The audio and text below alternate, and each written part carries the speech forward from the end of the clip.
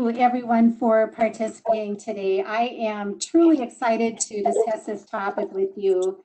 It's definitely one of my favorites, and I will tell you why in just a couple of minutes. But first of all, just a couple of things I want to mention. If you have not yet engaged with your local Career Force Center, I just really want to encourage you to do that. There are more resources there than you are probably aware of. Just for example, we have veterans employment services. We have vocational rehabilitation services for individuals with disabilities. We have our dislocated worker program that is very helpful for people who have been laid off, maybe folks who want some additional training.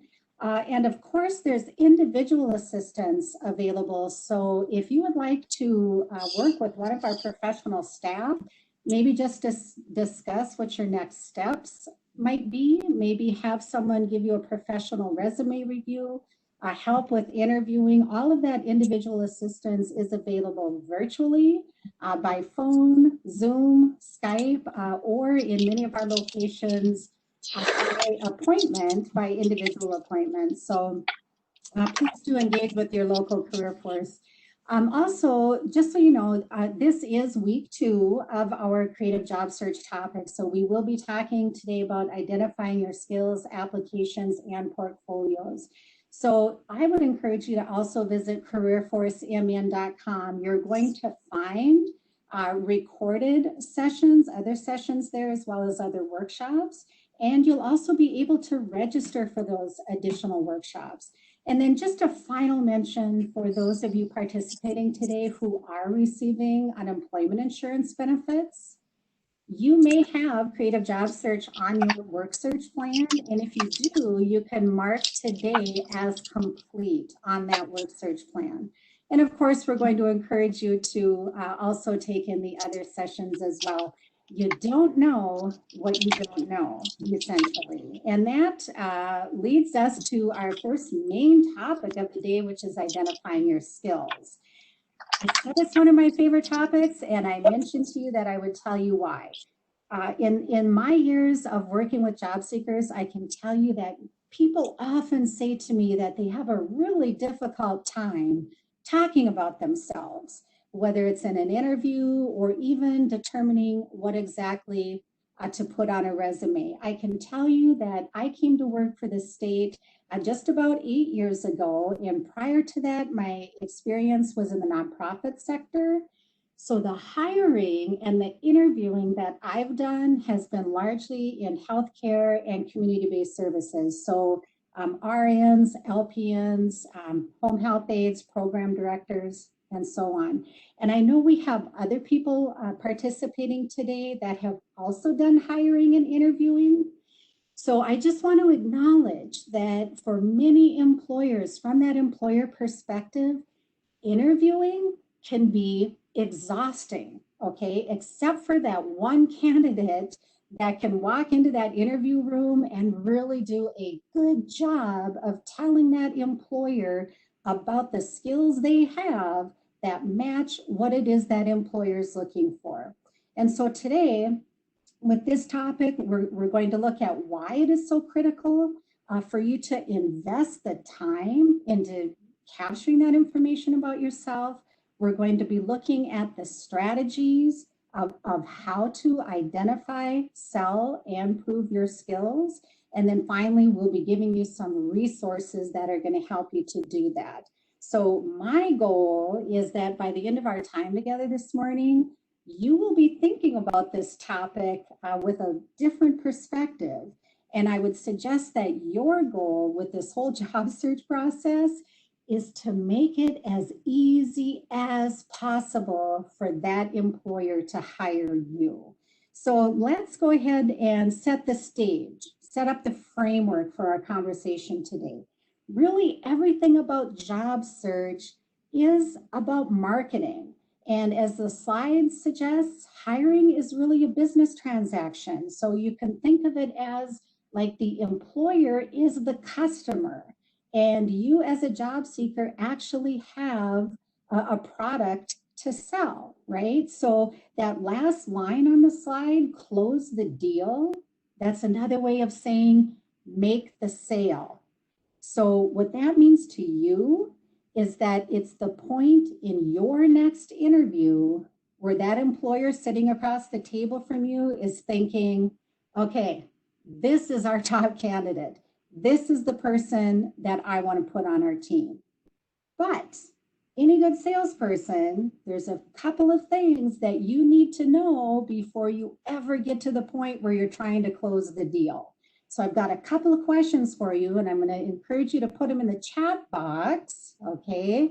So thinking about what any good salesperson is going to know or do before they get in front of that employer and try to close the deal, what do you suppose the first thing is?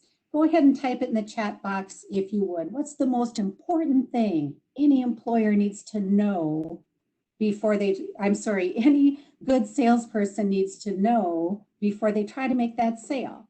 Please type it in the chat box. What's any good salesperson need to know? Absolutely. Julie has what they are selling. Know your product, and that's exactly right. Absolutely. Any good salesperson, before they ever try to make the sale, they're going to do all their research on that product.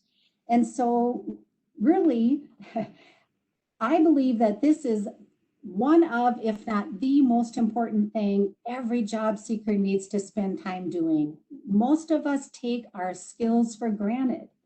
And how can you possibly tell an employer why that employer should hire you if you've not spent the time knowing your product? So this is capturing your skills, your experience with those skills, your strengths, and your successes.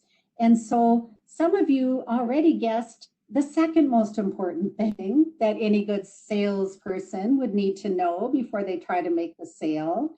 And Angela's got it right. I see it's what the customer's looking for. So that's number 2 on our list. Any good salesperson is going to put the time into understanding what it is that that customer wants.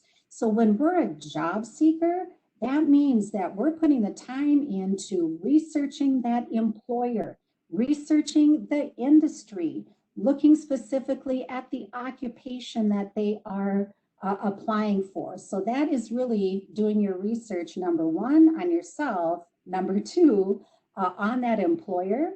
Once you've got 1 and 2 down, at that point, you're ready to develop your targeted sales pitch, right? So that sales pitch, all that is where you're communicating to an employer on a resume and on an interview what your skills are. When we talk about targeted, what that means is you're drawing from all of your skills to match what it is that that employer is looking for.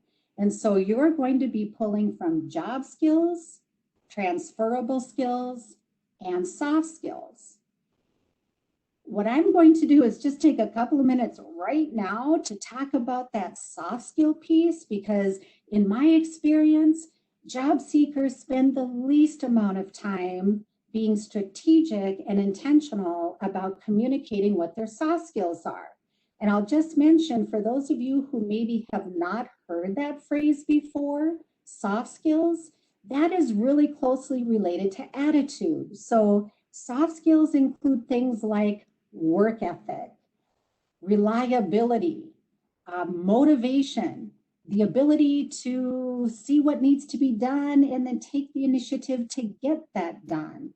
It's having a positive approach, both to coworkers and also to changes that are coming down.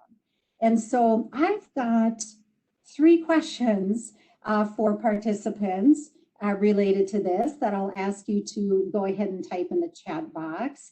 And so I'm going to also say right now, no names. Please don't type any names in the chat box. But when you think about how important those soft skills are, I know many of you, like me, have probably had an experience where your employer has made a bad hire in this area, okay? Someone who is a slacker, or someone who just complains constantly, or someone who gets angry every time the supervisor says there's a change that needs to happen, or someone where there's constant drama? Right? So I know many of you are maybe nodding your head. You know what I'm talking about. Here's my first question for you, and you can go ahead and type your answer in the chat box. When your employer makes a bad hire, how long does that take to affect your workplace? Go ahead and type that in the chat box. Cynthia says 1 week. And I'm seeing an hour and right away and immediately and 3 days. Yes, clearly we've all had different experiences with this, but it really doesn't take long. Next question. Next question. For those of you who have actually done interviewing and hiring, I'm going to ask you to type in the chat box, how critical are soft skills to your hiring decision? How critical are those soft skills for you in making the decision? Jane says 100%, always, always very critical.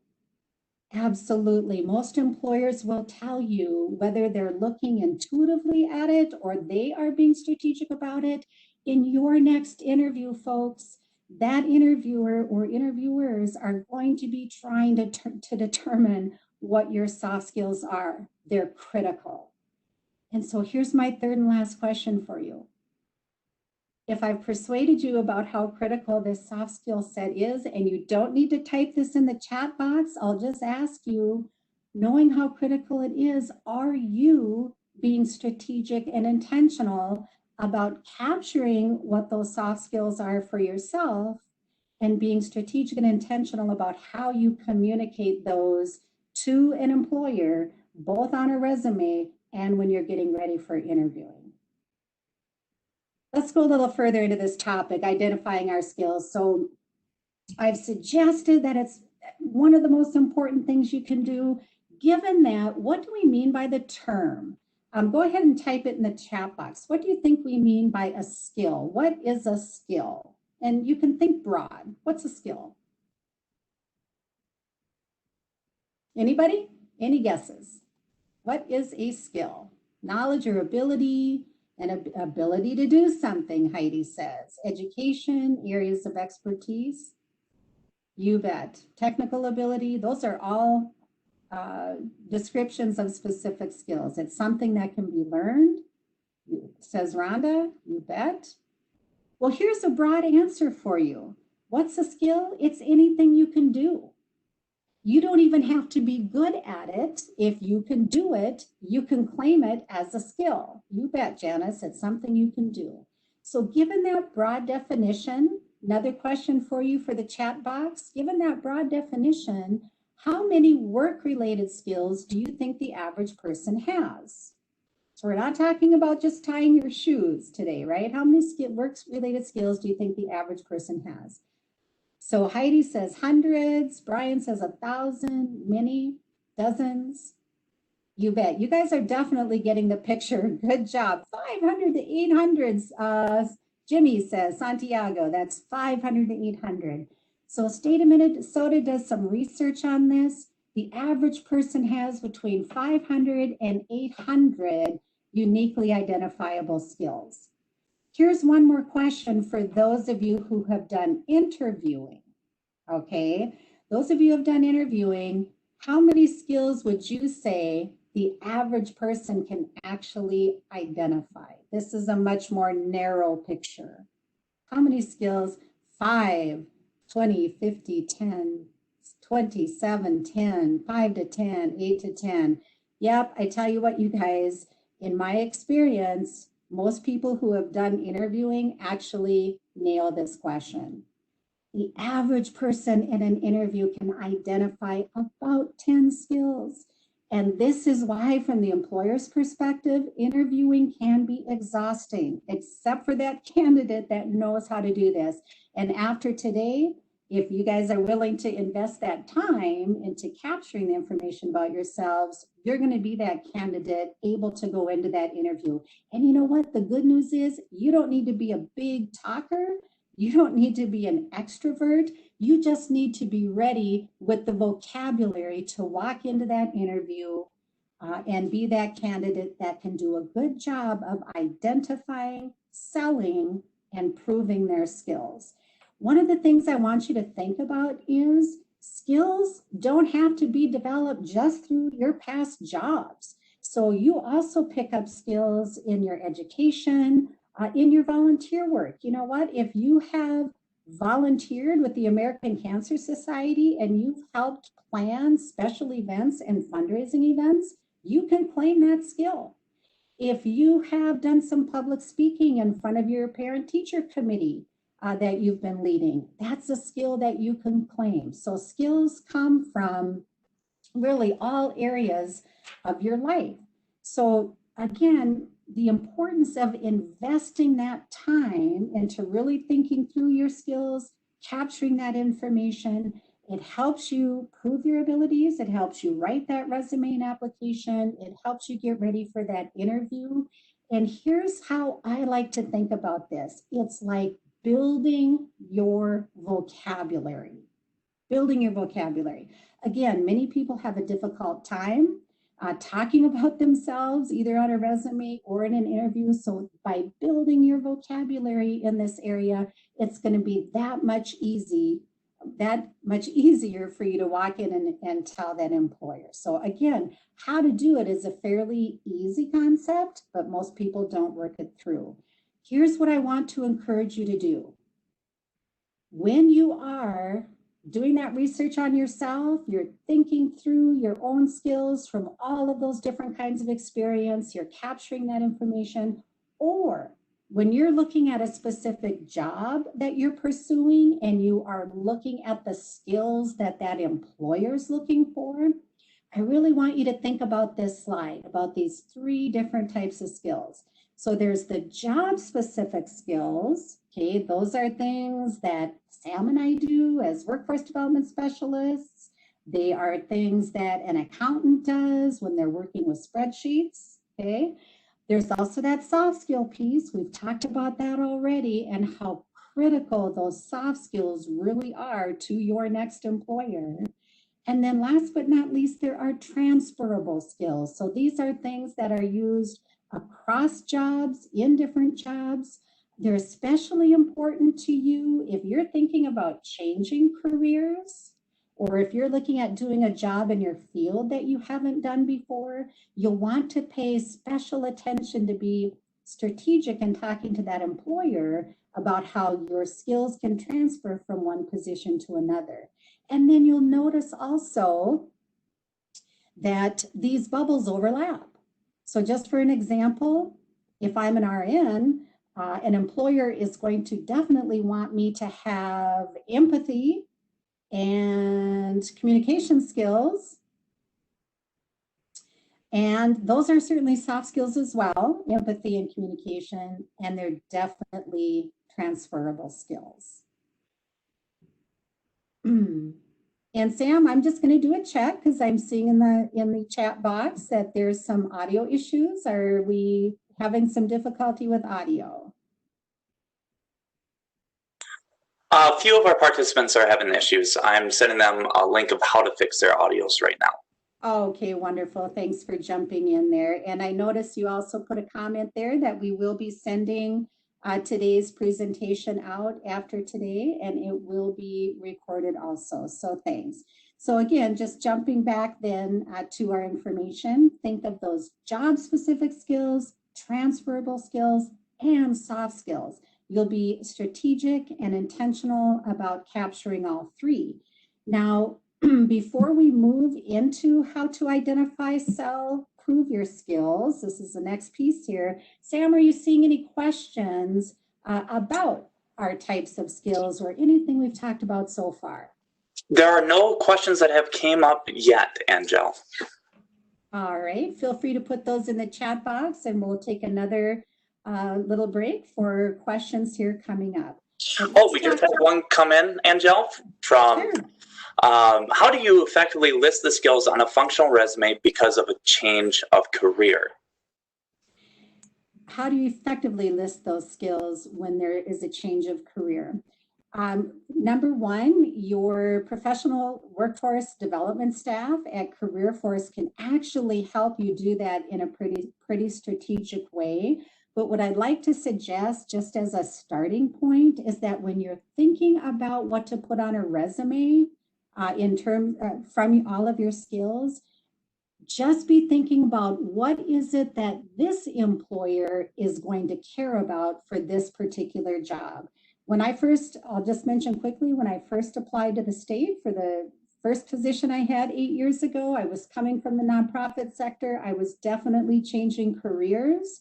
One of the skills I had been proud of or successful in was in doing fundraising and capital campaigns and fundraising event planning in the nonprofit sector. Guess what? State of Minnesota didn't really care about that particular skill in the work I was applying for. I left that off and I really pulled out the skills that I had in hiring and recruiting and training and employee development. So that's really a quick example. And again, we have additional workshops coming up on putting your targeted resumes together, so we'll provide more information then. We'll have time in a few more minutes for some additional questions, so please keep those coming. We're going to just jump in and show you this simple concept of how to identify, sell, prove your skills. So what you're looking at here is a pretty simple job listing for a truck driver and warehouse assistants. And so, of course, when you see a job listing for a position you are interested in, you're going to want to pull out all of those key skills that the employer is looking for. This is the employer essentially telling you how to ace this test. This is the employer telling you exactly what it is that they're looking for. From there, it's going to take a little bit of homework. So you'll see that this candidate, in order to build their vocabulary, in order to capture the information that that employer was looking for, they sat down, they pulled out the information about this employer's needs, exactly what they were looking for. They thought through where did they gain that experience, and you'll see it was from past positions like Alumacraft, Fingerhut, and also home maintenance. Also Lincoln Elementary, some volunteer experience. So they captured where they gained those skills, performed their tasks. And then here's the most important part.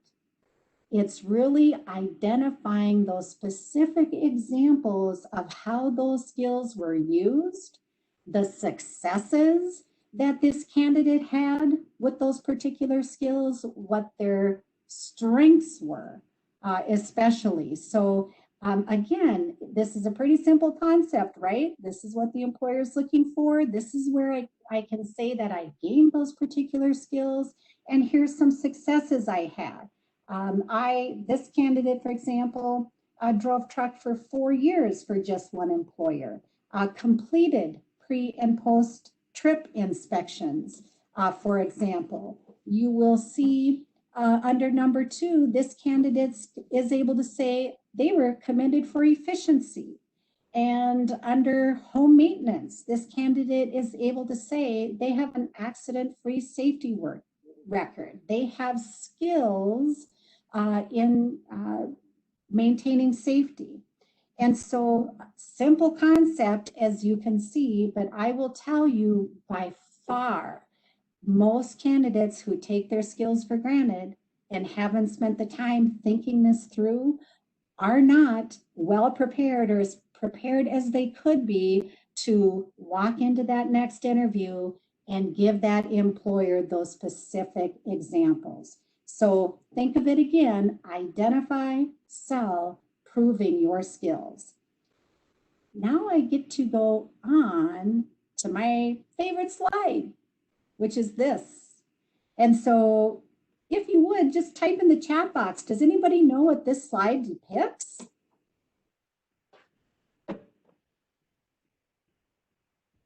Go ahead and type it in the chat box. Anybody? Squad car, that's typically the first answer. The most common answer is police car.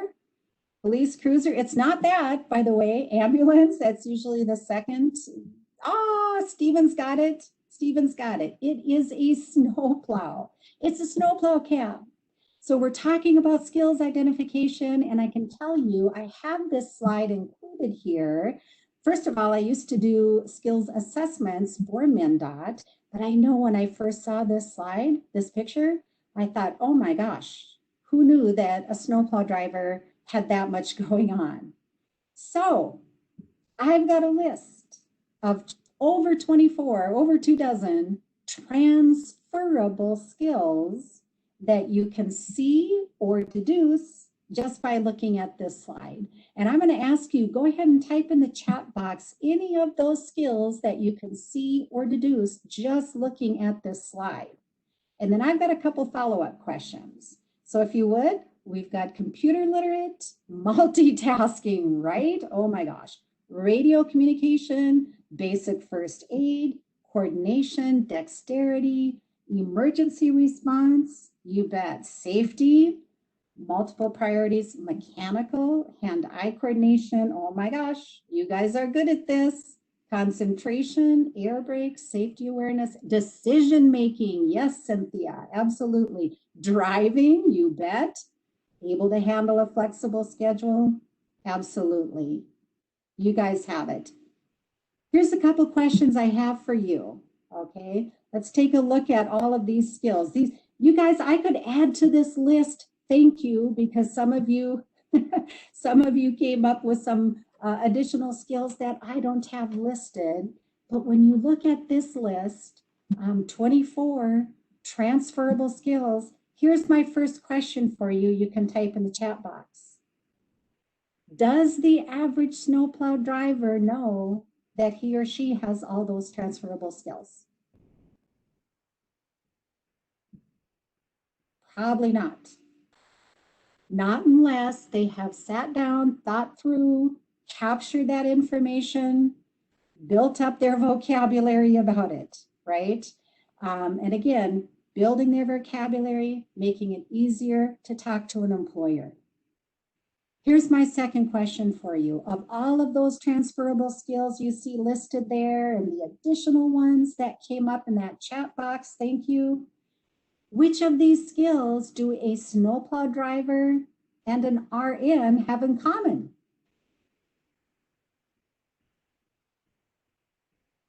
Judgment, decision-making, accuracy, analyzing, observation, multitasking, critical thinking. Yeah, right? Most of them really. Lauren says minus driving, but you know what? My sister used to be a home health RN. She had to drive to get there. So even that can be a transferable skill. You can see where we've gone with this, right? How can you possibly be in the best position to tell an employer why that employer should hire you unless you've really invested the time into capturing this information about yourself? Most of us take this for granted. We don't do as much of the homework as we need to do. So I just want to encourage you, hopefully you're thinking about this in a little different way. And I'll mention too, if you're changing careers, these are the kind of skills that you really want to focus on, right? So that when you get into your next interview, if that employer says, Angel, one of the things you'll be doing in this position is X. Do you have any experience with X? And I can either say, no, I've never done X. Or I can say, you know, I haven't done X exactly, but in a previous position, I did Y. And that actually will require many of the same skills, such as that critical thinking ability, the attention to detail, also the problem solving. Very different answer than just, no, I've never done exactly X. So hopefully, again, you'll be thinking about this in a different way. We've talked about skills, how to identify self-proof. Let's look a little bit at how to build your knowledge in this area. So you can see that on careerforcemn.com, there's a lot of good information to help you assess your own skills. You'll be receiving this presentation after today, along with speaker notes and all of these links to these resources. And hopefully I've persuaded a few of you about how critical this whole topic is. And remember, job skills, transferable skills, and those critical soft skills as well. So when it comes to actually building your skills, notice that question in the call out there. So Sam, who's moderating and facilitating with us today, pointed this interview out with Mark Cuban, who's an entrepreneur. I know many know him from Shark Tank, but he suggests that the first question every interviewer is going to ask you is, what did you learn during the pandemic? What skills did you add? And so again, you will find many resources with our career force locations that can help you to do that. I mentioned the dislocated worker program earlier. So that program can help, as it said, the slide says, eligible workers who have been laid off, sometimes with counselor approved training. So I know people have been able to get help funding, for example, CDLs or other credentials that they've been able to pick up with the help of that program. GCFLearnFree.org is a site that we've recommended for years. Everything from how do I use a mouse to how do I do some computer programming. The full Microsoft Office suite, courses that you can take and complete and print out a certificate for. But you know what? Most exciting is this new partnership between Minnesota Department of Employment and Economic Development and Coursera. If you've not yet checked this out, oh my gosh, I definitely encourage you to do that. There are, as you can see, nearly 4,000 different courses, and these are from well-known universities and businesses like Google and IBM. And there are professional certifications that would normally cost you $400 to complete the curriculum plus pay for the certificate. So this is something the state of Minnesota is offering for you, and it's fairly recent, just during these challenging COVID times, but there's no cost to you. You would need to sign up by December 31st. So please do check that website after today. So that is a lot of information on identifying skills. We are going to talk about applications and portfolios. I have some new things to share about those. Portfolios are useful whether you are an architect or a welder. So stay tuned for that topic. But just as a quick recap, going back through this, hopefully, again, you've got a bit new perspective on how critical this investment of time is into researching yourself and what it is the employer's looking for. You know the three types: job specific, transferable, and soft skills. You'll be able to think through that identify, sell, prove it process, and you know where to go for resources for help. So with that, Sam, are you seeing any additional questions? Yes, I had an amazing question from Mallory a little ways back, and I tried to advance it by letting her know that there's an interview class coming up on Thursday from 1 to 2:30, and I'll post that, how to sign up for that one. But she asked, how many skills should be listed on a resume? You know, that really all depends on the position that you are pursuing. So when you do your research on what that employer is looking for in that particular occupation, that is really what is going to guide you in developing that resume. What is it I want to put on my resume? What this employer cares about. So there really isn't a set number. It will depend on your occupation. But again, that's the kind of thing you can get help with from our professional staff. Would you like to add anything to that, Sam? Just a little bit. I think the more skills you send on like a government application, the better. So like USA Jobs, anything that uses a job scan application system would be very beneficial to list of more skills, but don't just try to put skills on there like saying multitasking or, ability to be motivated. They want to know how you've been motivated or how do you solve problems through multitasking. We also have one question that came in from Michelle. What is a hard skill? So hard skill, I'm thinking she may be thinking about in contrast to soft skills.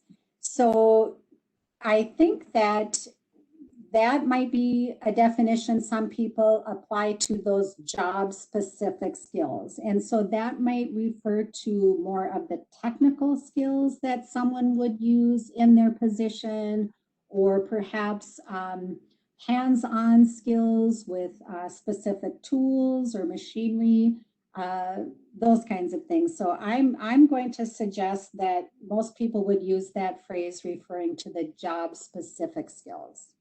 But remember that slide where those bubbles overlapped, right? Job skills can also be soft skills and transferable skills. How about one more, Sam? I'm not seeing any more, but I will let you know, and I'll keep notes of them as we proceed. Okay, terrific. And thanks everybody for participating with our chat.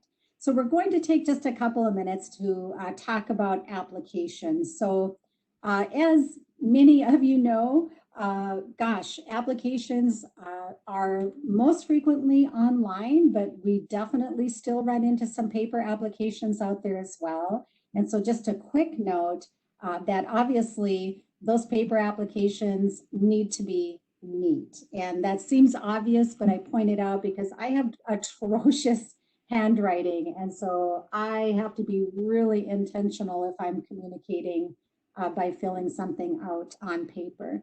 The reason that first bullet point is so important to have your information ready before you start, when you are online, many of those online applications may be timed. And so if you don't have your information organized, you might find yourself actually booted out of the system right in the middle of that application because you have not entered it efficiently or timely. So we will follow up with a document called a personal data record that can help you get that information organized.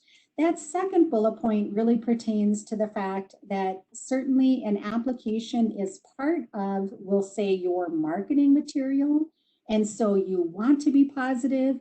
And as far as being honest, an application is different from a resume because it's really more of a legal type of document. So you do need to be complete and honest in that application. Many times there is a line or an attestation somewhere on that application that this information is true and complete.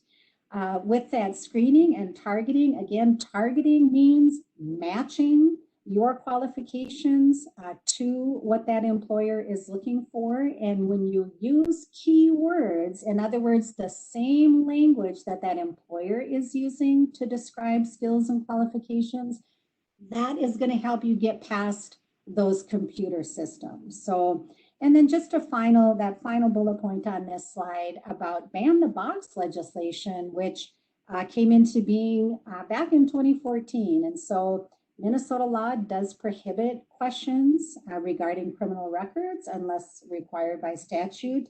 You may still see those questions if an employer is a multi-state employer, for example, and other states don't have that legislation. Just know as a Minnesota citizen, by law, you're not required to respond to that question. So one of the tough questions I know, and as Sam knows as well, that people run into on applications is that reason for leaving. So we just want to encourage you again, always look for those most positive ways of framing that language. So choosing the best language possible. If I, for example, had been fired from a position, I might just say separated, and then plan to have the opportunity to talk about that in my next interview. By the way, describing those kinds of negative situations or reason for leaving, if it was a negative situation, that is something our staff can help you to do. And you're also going to get a taste of that in that interview workshop as well. Every employer on an application understands things like reorganization, downsizing, laid off. So those really aren't terms necessarily to be concerned about. And then if it's a voluntary reason for leaving, then using career change or career advancement, that kind of positive language is better, of course, than just saying quit.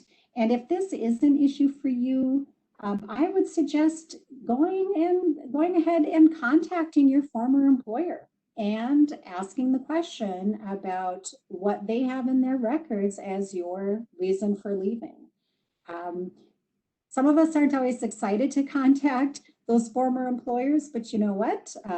You've got a right to know what's in your personnel record, and it's going to help you to communicate to that next employer too. So that is just a quick overview of applications. We're going to be following up with some additional information and also some links right to that creative job search content. Things like legal and illegal questions, salary negotiation, how to respond to those questions. But before we talk about portfolios, any particular questions about applications? Yes, we've had a few questions come in. One of the common one is, my job was eliminated due to COVID and downsizing. Is that a good reason? I would say any employer can understand our current environment and how that has resulted in people being laid off. Yes.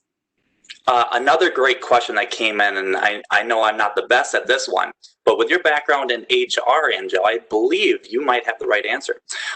Regarding applications, what are the pluses and negatives if the voluntary admission of disability questions? I've been seeing a lot of them specific to MH disability. Okay. So I think when it comes to, and I'm sorry, was that around reason for leaving, Sam?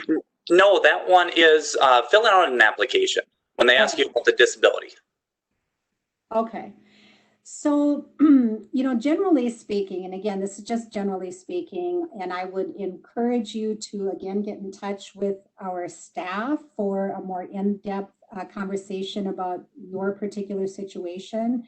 But in terms of disclosing a disability, there are a few recommended ways of doing that. Number one is you really don't have to disclose a disability to an employer unless you require an accommodation for that disability. If you decide to disclose a disability, then you can choose to wait to do that until you have a job offer. At that point, when the employer has decided that they want to hire you, you've got the skills, the strengths, the success that they want to have on their team. At that point, you can discuss whether or not you need that accommodation to absolutely fulfill the requirements of the job. Disclosing a disability before that really would be a matter of individual decision, and there's some coaching available about how to frame that positively.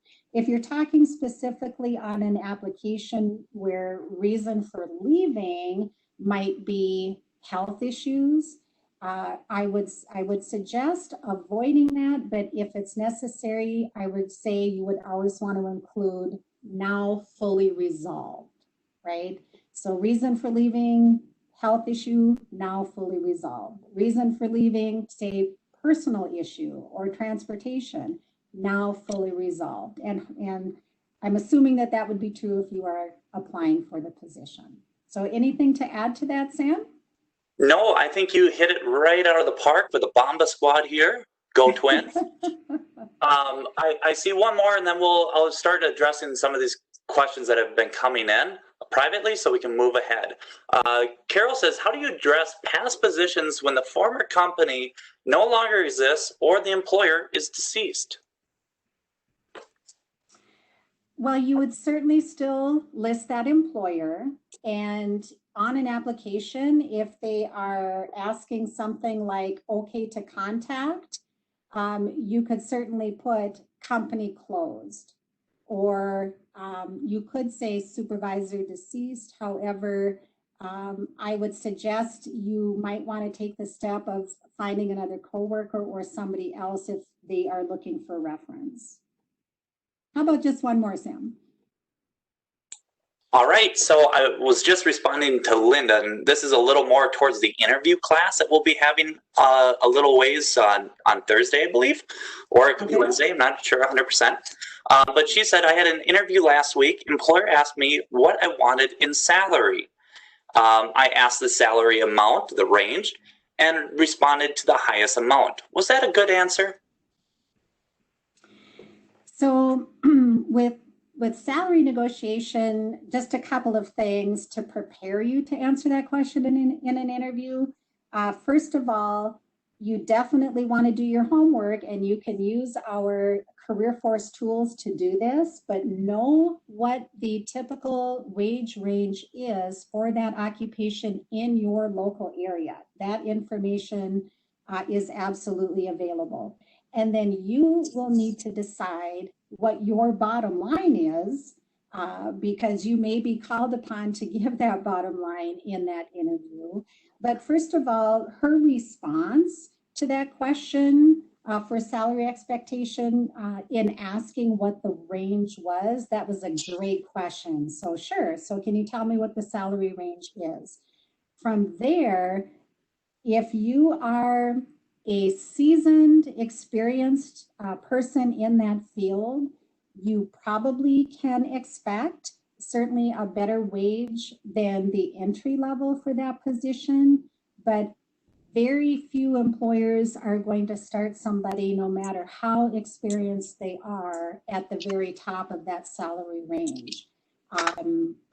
That just typically does not happen. But again, if you're entry level, you would have a reasonable expectation of entry level within the range. If you're seasoned, you're experienced, mid to upper might be more likely. But again, only you can know your bottom line. Okay, I have one more, and this is a very quick one, and I love it. Linda also asks, when an employer asks you when you're available, does now seem too eager or anxious? I don't think so. But again, I am just giving you, with that question, my personal opinion from the hiring and interviewing that I've done. I think you might want to add a little bit to that if you hadn't already done so in the interview, so you're able to tell that employer what the circumstances are that allow you to be available right now. You know, and it might be an answer such as, you know, I feel like I have enough information about this position to already be very excited about it.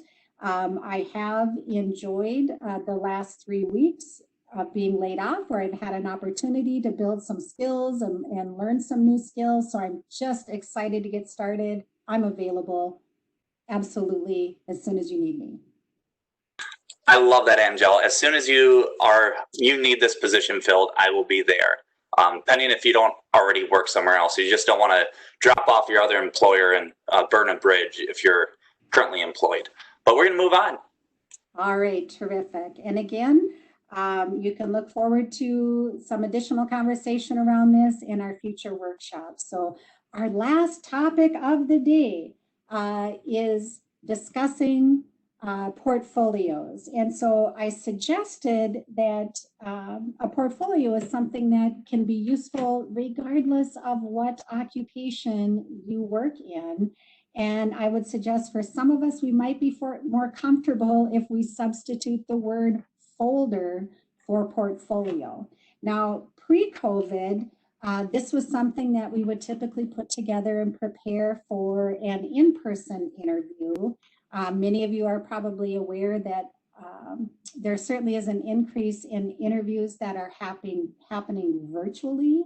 So as we're talking about this topic, you also want to think about how you might put an online portfolio together.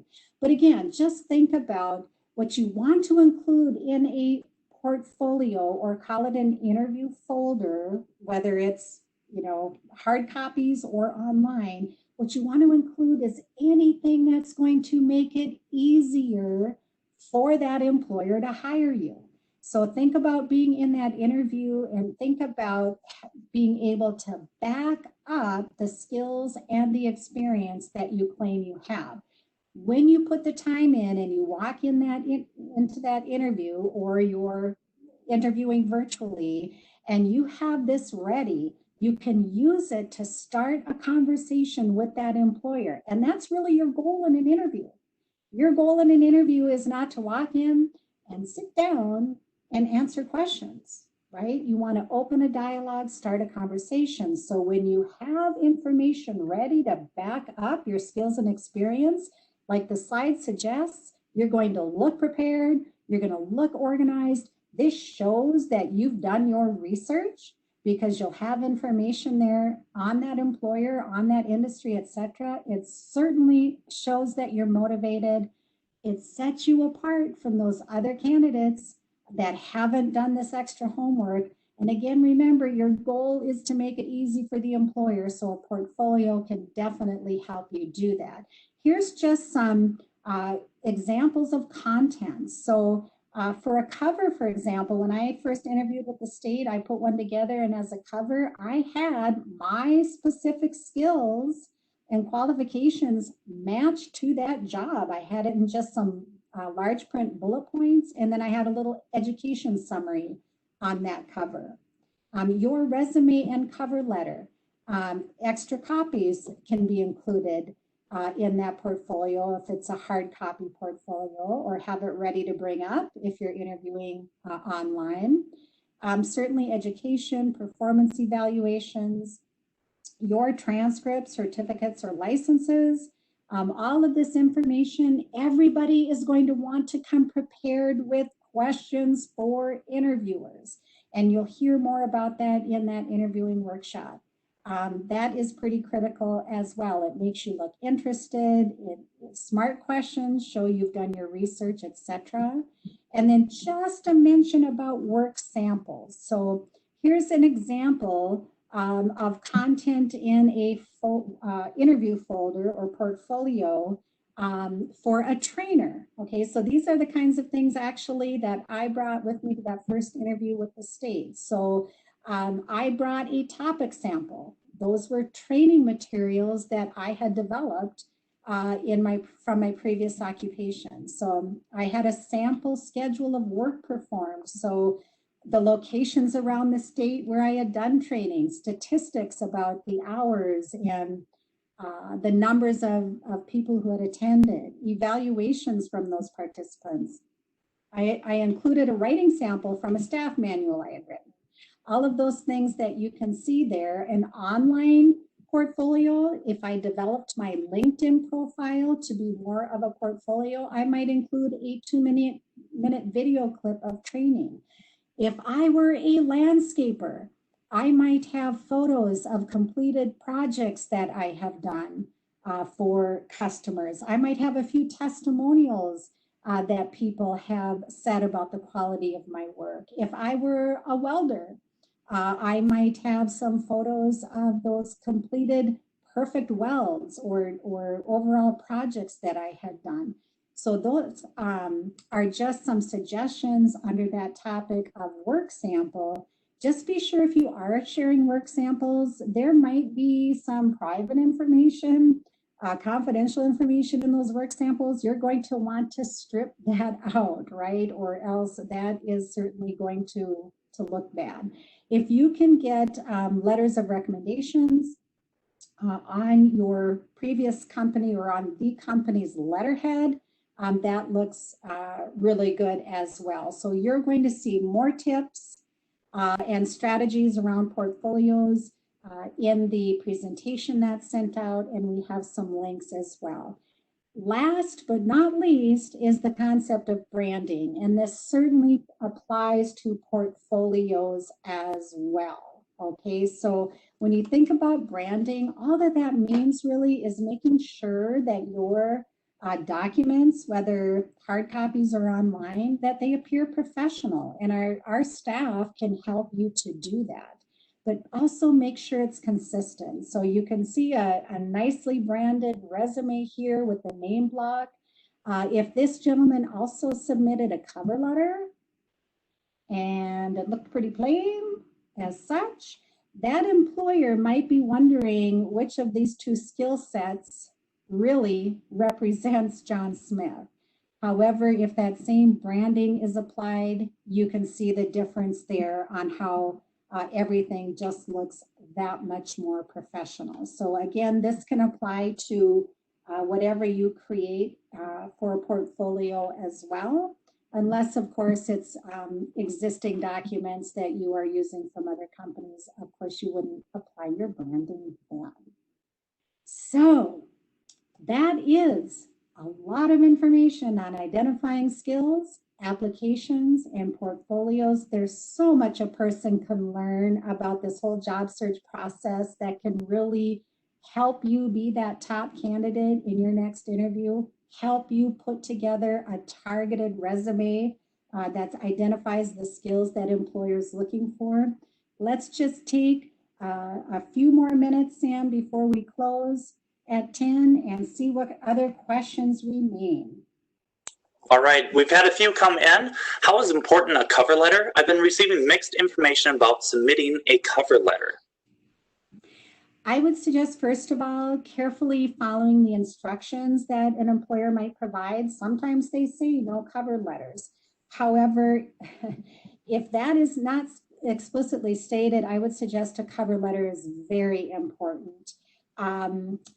Cover letters are included in the resume workshop as well, but a couple things that you can do with a cover letter that you can't do on a resume is really, and it's critical, in that using that cover letter to talk about why you're motivated for this position, why you want to go to work for this company. And it's just another opportunity for exposure to that employer when you can pull out some of those key skills you've got that employer wants. All right, another one that comes in, and we only have a few moments for this one. Do you leave them the whole portfolio, or does it go with you to all interviews? Do you leave them a portion, or do you take the folder with you?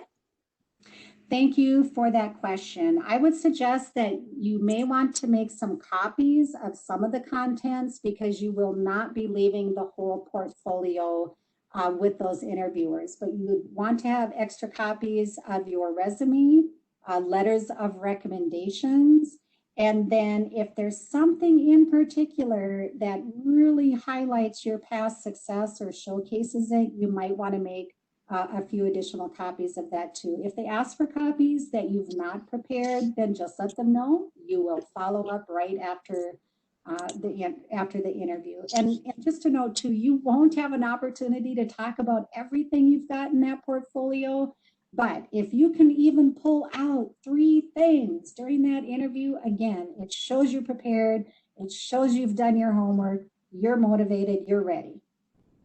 All right, and I'm going to close it out, Angel. We've had a few questions come in there, and we'll try to respond to them in the chats after this recording. Remember, if there are 50 Career Force locations across the state of Minnesota, I posted a link in there. As I said earlier, we will be providing each attendee our presenter slide deck, any link we mentioned, and a link to this week's video. The chat feature will also be saved to make sure that we did answer all of your relevant questions. And we are hopeful to get this packet to information out to you in the next 24 hours. In closing, next week we'll welcome part 3 of Creative Job Search Program, August 4th, Tools for the Job Hunting Trade. I do want to mention that every week we have interactive workshops and job clubs multiple times a week, ranging from interviewing to resume writing, job clubs for veterans, and virtual career fairs coming up in the next 5 days. To sign up for these, you can go to Career Force anywhere. You can just Google that. I will also post it in the chat box, as well as send it out to you in an email. Thank you again for joining, and let this journey be part of ours as well. All right. Thank you, everybody.